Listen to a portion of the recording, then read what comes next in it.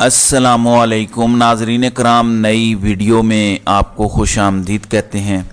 Islamabad high court के 2 रुकनी bench का फैसला अपना असर दिखाने लगा है। आज साइफर जज अबुल हसनात जुल्करनैन ने इस्लामाबाद के अंदर केस की समाअत की है और वो अडियाला जेल नहीं गए। आज समाअत में कार्रवाई आगे नहीं बढ़ सकी। उसकी वजह ये थी कि कल से एक बड़ा बुनियादी सवाल ये था कि क्या इमरान खान को पेश किया जाएगा या नहीं पेश किया जाएगा G11 जुडिशल कॉम्प्लेक्स के अंदर।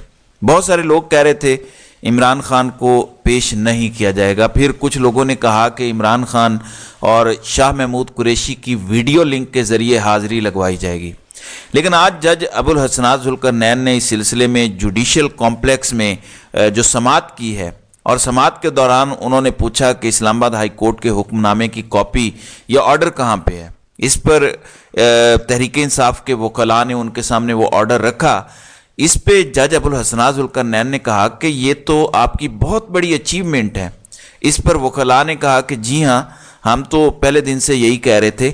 अब अगली बात यह है कि ट्रायल कहाँ से आगे बढ़ेगा। अब इस हवाले से आज अदालत ने यह बता दिया है कि अब जो ट्रायल है वो 29 अगस्त से पहले की पोजीशन से आगे बढ़ेगा, जिसका मतलब यह है कि 0 से स्टार्ट होगा और इमरान खान और शाह महमूद कुरैशी पर जो फर्द जुर्म आयद हुई है और अब तक जो गवाहों के बयानात रिकॉर्ड हुए हैं वो सब नल एंड वाइट यानी कल अदम हो चुके हैं। उनकी कोई कानूनी हैसियत नहीं है और अगर अब आप इमरान खान को लेकर नहीं आते तो उस फर्द जुर्म की भी कोई हैसियत नहीं होगी।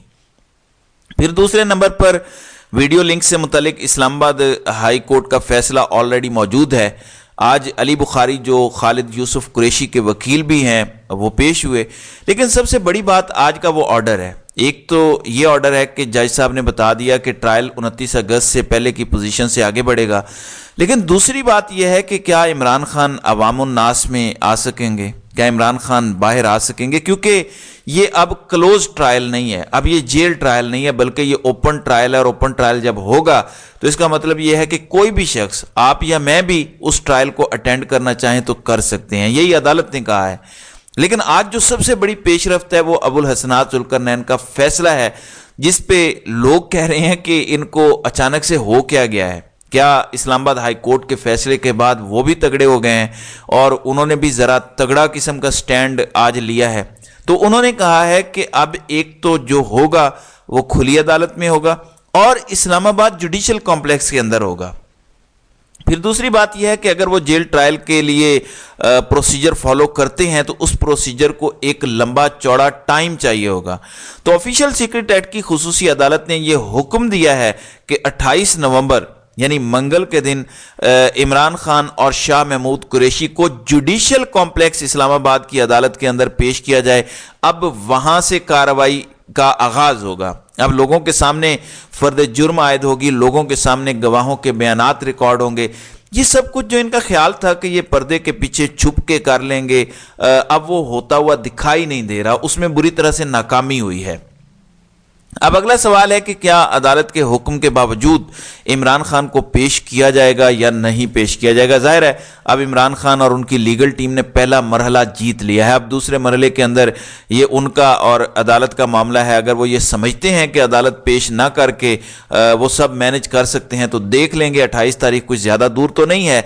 जिस तरह फुर्तियाँ जेल ट्रायल के दौरान दिखाई गई, जिस तरह फुर्तियाँ इमरान खान पर फर्द जुर्म आयद करते वक्त दिखाई गई हैं, अब इसमें भी देख लेते हैं कि ये जो इस्लामाबाद हाई कोर्ट का हुक्म है और फिर अब जज अबुल हसनात का भी हुक्म है, ये भी तो कानून की बात है। तो यहाँ पे क्या बनता है। फिर नाज़रीन कराम, एक और इम्पोर्टेंट आज खबर आनी है। आप जानते हैं कि इमरान खान और पाकिस्तान तहरीक इंसाफ का जो बल्ले का निशान है, इस हवाले से फैसला देना है। इलेक्शन कमीशन ने कॉज लिस्ट जारी कर दी है और दुरानी साहब जो मेंबर हैं इलेक्शन कमीशन के, उनकी सरबराही में आज ये फैसला जो है बेंच सुनाएगा।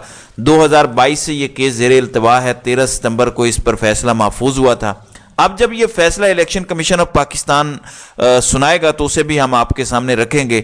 दूसरी तरफ अदालतों से फैसले हो रहे हैं, इलेक्शन कमीशन से भी फैसले हो रहे हैं, लेकिन सबसे ज़्यादा ज़रूरी फैसला अवाम का फैसला है। इससे पहले आपको हमने दीगर इलाकों से मुतल्लिक खबर दी थी। अब सुन लीजिए, इस बार पेशावर वालों ने पहल की है। पेशावर के अंदर पाकिस्तान तहरीक इंसाफ के कोई भी करीब नहीं है।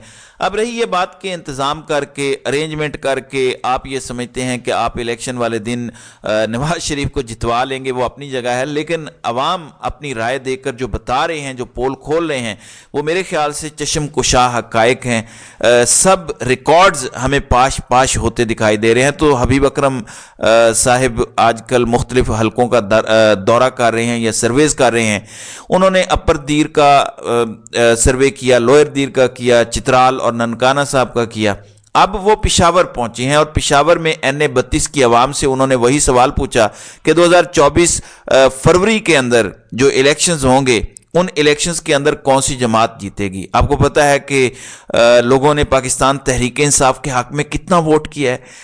हबीब अकरम के सर्वे के मुताबिक 60% लोगों ने कहा कि वो पाकिस्तान तहरीक इंसाफ को वोट करेंगे। इसके मुकाबले में फजल रहमान की जमात से मुतल्लिक 5% लोगों ने कहा कि वो फजल रहमान की जमात को वोट करेंगे, जबकि 4% लोगों ने कहा कि वो अवामी नेशनल पार्टी को वोट करेंगे। इससे हट के 12% लोग वो थे जिन्होंने कहा कि दीगर पार्टीज को, जिनमें पीपल्स पार्टी और नून लीग वगैरह हैं, उनको वो वोट करेंगे, जबकि 17% वो लोग थे जिन्होंने कहा कि वो किसी को वोट नहीं करेंगे। ये NA-32 का हल्का है जहां से ये सर्वे जारी हुआ। फिर एक और पेशावर का हल्का है NA-28।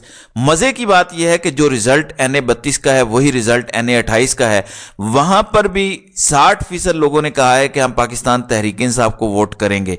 NA-32 में 9% लोगों ने कहा था कि फजल रहमान की जमात को वोट करेंगे, लेकिन NA-28 में उन्होंने कहा कि 5%। इसी तरह से वहां पे जिन लोगों ने कहा हम किसी को वोट नहीं करेंगे वो 17% हैं, लेकिन यहां पे किसी को वोट ना करने वालों की तादाद 19% है।